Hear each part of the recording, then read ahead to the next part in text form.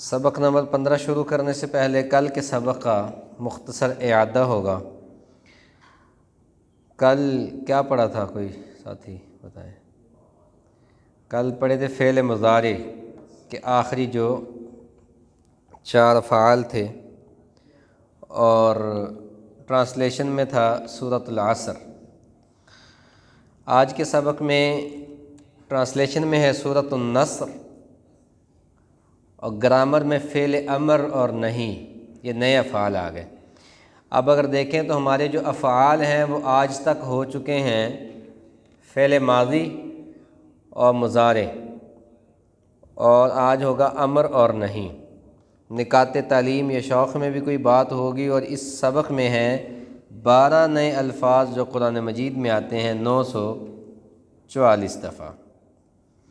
سورۃ النصر کا مختصر تعارف، یہ آخری مکمل صورت ہے جو نبی صلی اللہ علیہ وسلم پر نازل ہوئی۔ اس بات کی طرف اشارہ ہے کہ نبی صلی اللہ علیہ وسلم نے اپنے کام کو مکمل کر دیا،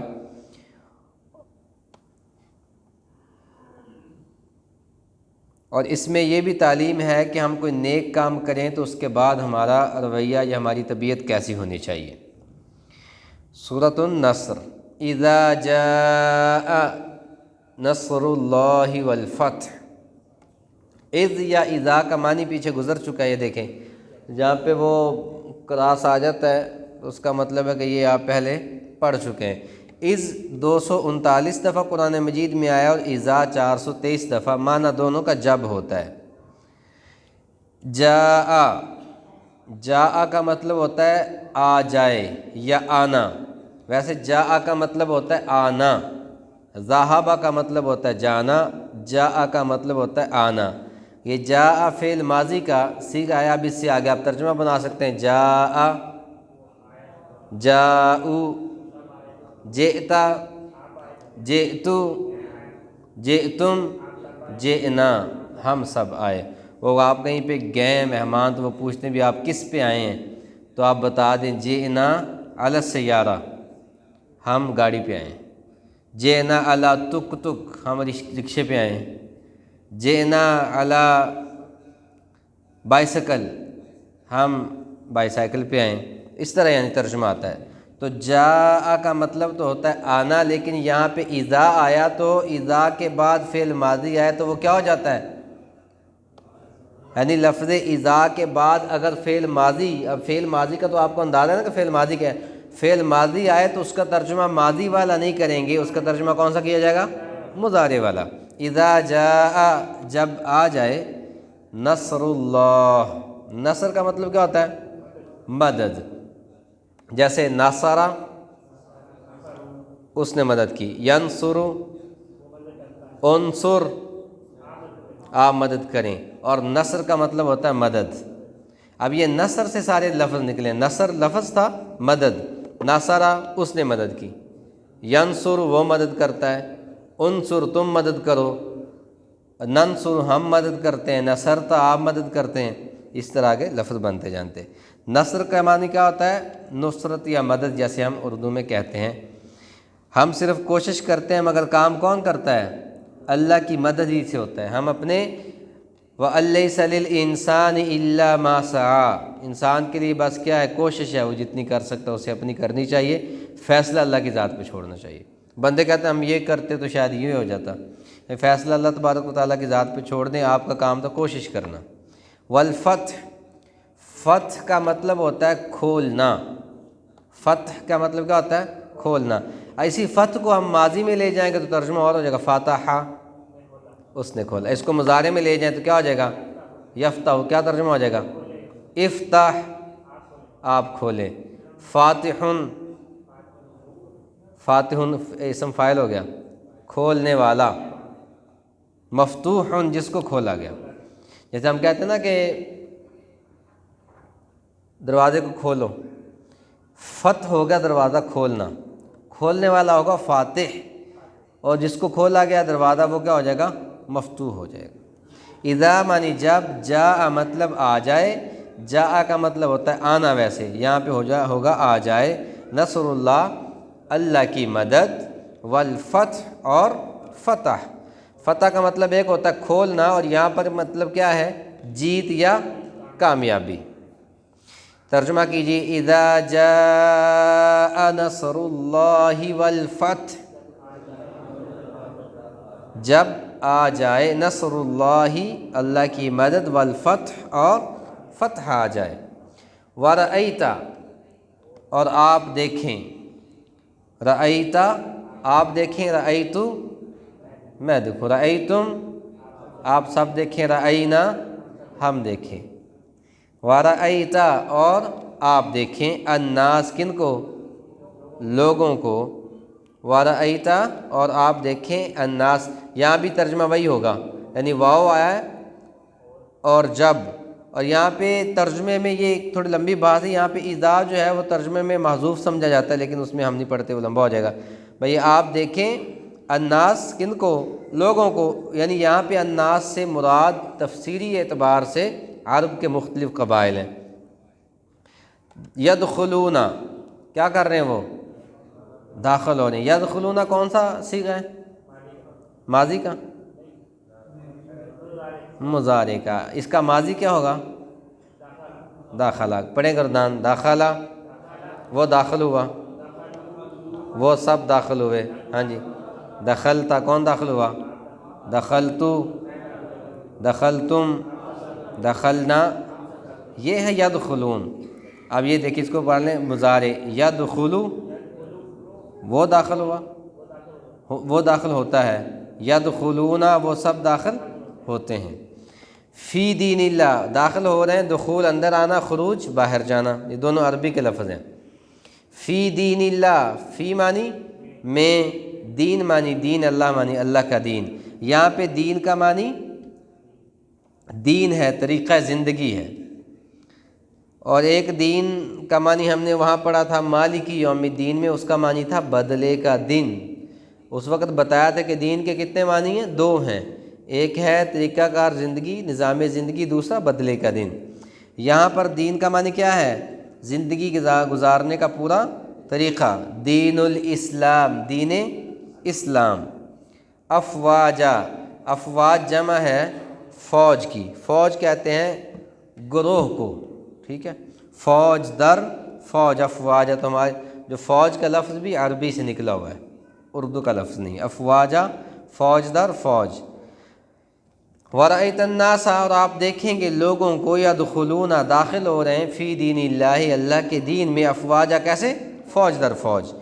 فتح و نصرت کا نتیجہ تھا لوگوں کا دین میں داخل ہونا، حقیقت فتح اور نصرت یہ کہ لوگ زیادہ سے زیادہ دین میں داخل ہو جائیں۔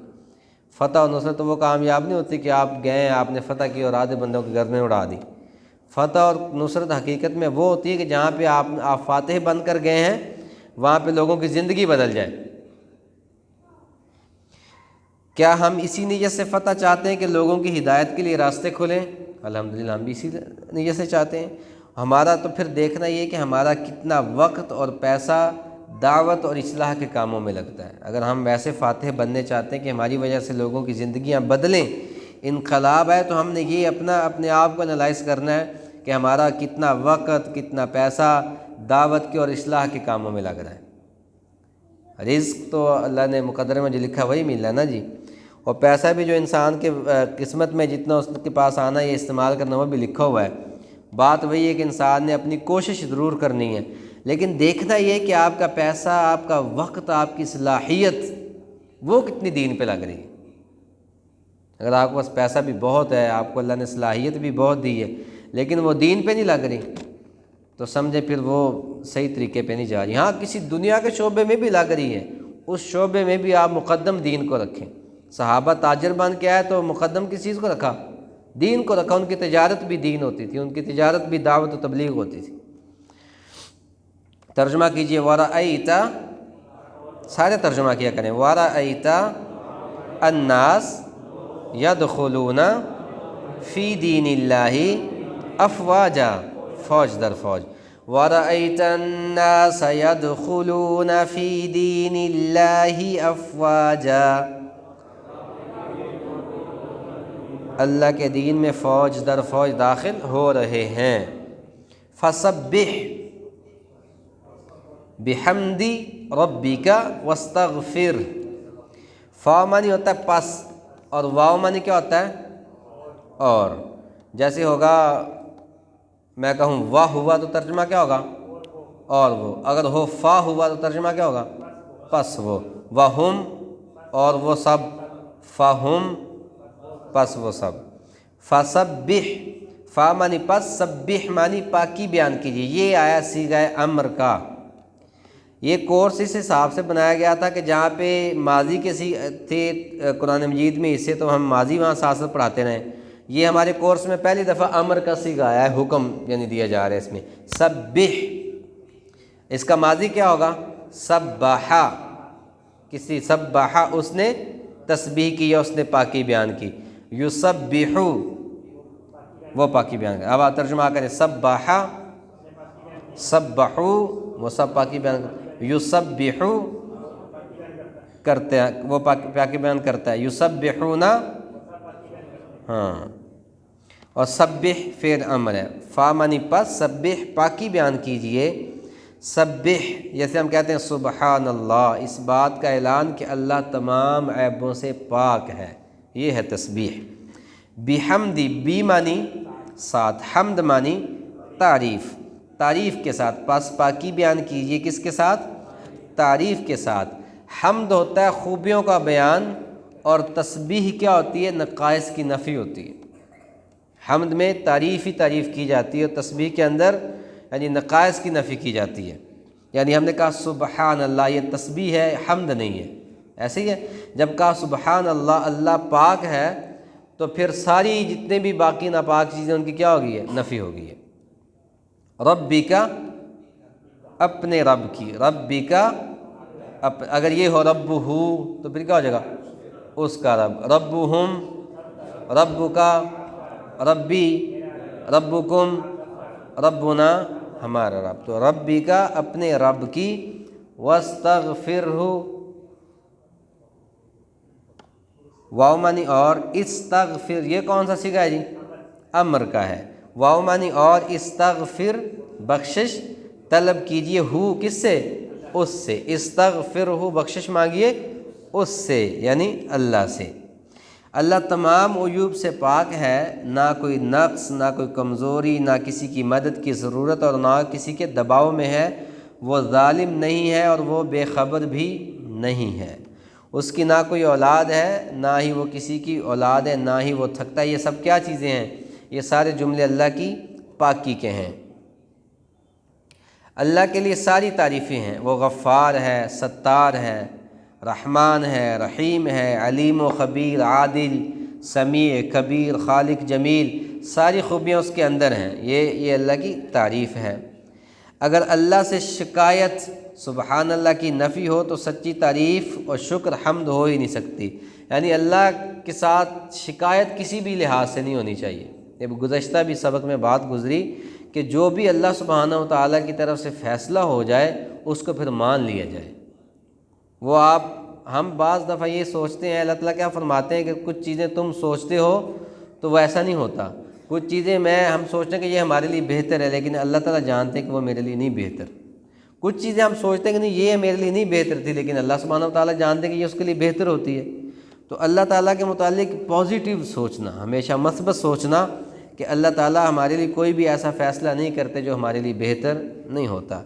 इसलिए अक्सर तस्बीह के बाद हम्द का ज़िक्र आता है। तस्बीह ज़्यादा है नमाज में और उसके बाद हम्द है। इस्तिग़फ़ार क्या है कि ए अल्लाह हमारे काम में नक़्स जो और कमी रह गई है उसको माफ़ फरमा दीजिए। यानी ये देखें कि मक्का फ़तह हो चुका है और इस्लाम पूरे अरब में फैल चुका है, तब जाकर ये सूरह मुबारक नाज़िल हो रही है। उसमें कहा क्या जा रहा है, अल्लाह की पाकी कीजिए तारीफ़ के साथ और क्या कीजिए इस्तिग़फ़ार कीजिए। तो ये क्या है कि हम कोई नेक काम करते हैं तो फिर क्या करना चाहिए, हमें भी इस्तिग़फ़ार करना चाहिए, अल्लाह की उस पर तारीफ़ भी करनी चाहिए। नेक काम पे एक तो ये कि अल्लाह की तस्बीह की जाए, अल्लाह की तारीफ़ की जाए, उसके बाद इस्तिग़फ़ार भी किया जाए। तर्जुमा कीजिए तसव्वुर के साथ, फसब्बिह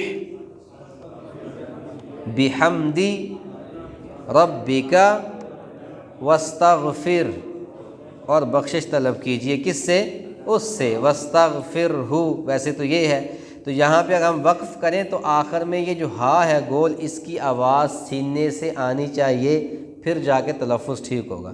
واستغفر، واستغفر، را کے بعد ہا کی آواز سینے سے آئے۔ ویسے تو واستغفرہ، اور بخشش طلب کیجئے اس سے، یعنی اللہ سبحانہ و تعالیٰ سے۔ انہ کان توابا، انہ بے شک، اب انہ آ گیا، دیکھیں انہ، ہاں انہم بے شک وہ سب، انکا آپ، انی بے شک میں، جیسے انی کنتو من الظالمین بے شک کہ میں ظالموں میں سے ہوں، انکم آپ سب، اننا ہم سب، انہا وہ عورت، کانا، کانا کا معنی ہوتا ہے تھا، کانا کا جو عربی میں معنی ہے وہ ہوتا ہے تھا، لیکن جب کانا اللہ تعالیٰ کی ذات کے ساتھ ہے تو اس کا مطلب تھا نہیں ہوگا، پھر یہ ہے کے معنی میں آتا۔ یہ دو چیزیں تھیں، اذا جب ماضی سے پہلے آ جائے لفظ اذا تو ماضی کا معنی کون سا ہوگا؟ مضارع والا ہوگا۔ اس کی مثال ہے قرآن مجید میں آتا ہے یا ایھا الذین آمنوا اذا قمتم الی الصلاۃ، یہ قمتم صیغہ ہے ماضی کا، اگر اس کا لفظی ترجمہ کیا جائے تو یوں ہوگا کہ اے ایمان والو جب تم نماز پڑھ چکو تو پھر وضو کے لیے جاؤ۔ لیکن جب اذا ماضی سے پہلے آتا ہے تو ترجمہ مضارع والا ہوتا ہے، پھر ترجمہ کیا ہو جائے گا؟ اے ایمان والو اذا قمتم الی الصلاۃ، جب تم اٹھنے لگو کس کے لیے؟ نماز کے لیے، یعنی یہ مضارع۔ اس لیے کانا جب ویسے کلام عرب میں ہو تو معنی کیا ہوگا؟ تھا، لیکن جب اللہ تعالیٰ کی ذات کے ساتھ ہو تو معنی کیا ہوگا؟ ہے۔ توابا بڑا توبہ قبول کرنے والا، یا بار بار توبہ کو قبول کرنے والا۔ تابہ اس نے توبہ کی، اس میں فاعل ہوگا تائبن توبہ کرنے والا، اور تواب بار بار توبہ کرنے والا۔ تواب کی جمع توابون بھی آتی ہے اور توابین بھی آتی ہے، اس کا معنی کیا ہے؟ جیسے نا الرحیم میں تھا کہ اللہ تسلسل کے ساتھ رحم کرنے والا ہے، تو تواب میں واو مشدد یہ بتا رہی کہ اللہ بار بار توبہ کو بھی قبول کرنے والا ہے۔ عظیم خوشخبری اس میں ہم گناہ گاروں کے لیے، کبھی بھی ہرگز مایوس نہیں ہونا چاہیے اور توبہ کی قبولیت کا یقین بھی رکھنا چاہیے کہ اللہ توبہ قبول کرنے والا ہے۔ فوری توبہ کریں، سچی توبہ کریں۔ سچی توبہ کیا ہوتی ہے؟ گناہ کا اعتراف کریں اللہ کے حضور کہ اللہ مجھ سے یہ گناہ ہوا ہے، اللہ تعالیٰ کے سامنے بندہ دل کھول کے رکھے کہ اللہ مجھ سے یہ گناہ ہو گیا ہے، اب میرے ساتھ نفس شیطان لگا ہوا تو میں کر بیٹھا ہوں، اس میں مجھے شرمندگی ضرور ہے، اور دوبارہ میں اس گناہ کو نہ کروں گا، اس کا اللہ کے حضور بیٹھ کے پکا ارادہ بھی کرنا چاہیے۔ تو یہ پکی توبہ ہوتی ہے، اللہ اس پہ انسان کو مداومت دے دیتے ہیں، اللہ اس پہ ہمیشگی دے دیتے ہیں بندے کو۔ ترجمہ کیجئے تصور اور احساس اور دعا کے جذبات کے ساتھ، انہو کان توابا، بڑا توبہ قبول کرنے والا، انہو کان توابا، بے شک وہ توبہ قبول کرنے والا ہے۔ چلیں جی۔